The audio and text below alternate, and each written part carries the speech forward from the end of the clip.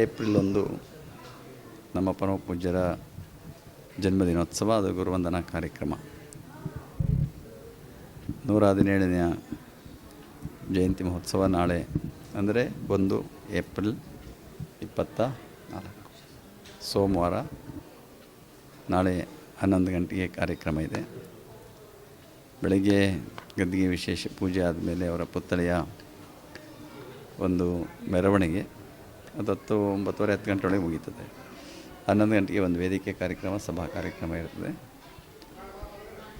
ಅದರಲ್ಲಿ ವಿಶೇಷವಾಗಿ ಈ ವರ್ಷ ಪತಂಜಲಿ ಖ್ಯಾತಿಯ ಬಾಬಾ ರಾಮದೇವ್ರವರು ಬರ್ತಾಯಿದ್ದಾರೆ. ಅವರು ಬೆಳಗ್ಗೆನೇ ಬಿಟ್ಟು ಕಾರ್ಯಕ್ರಮ ವೇಳೆಗೆ ಬರ್ತಾಯಿದ್ದಾರೆ.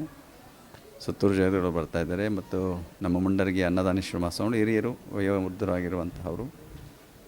ಜೊತೆಗೆ ಧಾರವಾಡದ ಮುರುಘಾ ಮಠ ಇದೆ, ಅಲ್ಲಿಯ ಮಲ್ಲಿಕಾರ್ಜುನ ಸ್ವಾಮಿ ಬರ್ತಾಯಿದ್ದಾರೆ. ಜೊತೆಗೆ ನೀವೆಲ್ಲ ಕಂಡಿರೋ ಹಾಗೆ ಗದಗಿನಲ್ಲಿ ವೀರೇಶ್ವರ ಪುಣ್ಯಾಶ್ರಮ ಇದೆ.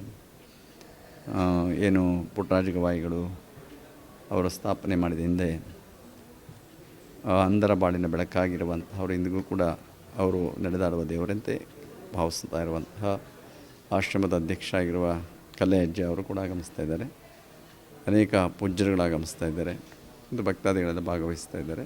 ನಾಳಿನ ಕಾರ್ಯಕ್ರಮ ಒಂದೇ ಅಧಿವೇಶನ ಇದೆ, ಏಕೆಂದರೆ SSLC ಪರೀಕ್ಷೆ ಮತ್ತು ಕೋಡ್ ಆಫ್ ಕಂಡಕ್ಟ್ ಎಲ್ಲ ಇರೋದ್ರಿಂದ ಕೇವಲ ಒಂದೇ ವೇದಿಕೆಯ ಕಾರ್ಯಕ್ರಮ ಇರುವಂಥದ್ದು. ನಾಳೆ ವೇದಿಕೆ ಕಾರ್ಯಕ್ರಮ 11 ಗಂಟೆಗೆ ಇದೆ. ಪ್ರಸಾದ ವ್ಯವಸ್ಥೆ ಪ್ರತಿ ವರ್ಷ ಮಾಡ್ದಂಗೆ ಮಾಡ್ಕೊಂಡಿದ್ದೀವಿ ವ್ಯವಸ್ಥೆ.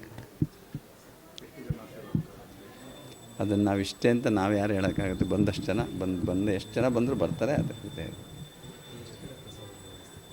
2-3 ಕಡೆ ಇರ್ತದೆ. ಸಂತೋಷವಾಗಿ ಬರ್ಬೋದು, ಗದ್ಗೆ ದರ್ಶನ ಮಾಡ್ಬೋದು, ಅವರು ಪಾಡಗವ್ರಿಗೆ ಹೋಗ್ಬೋದು.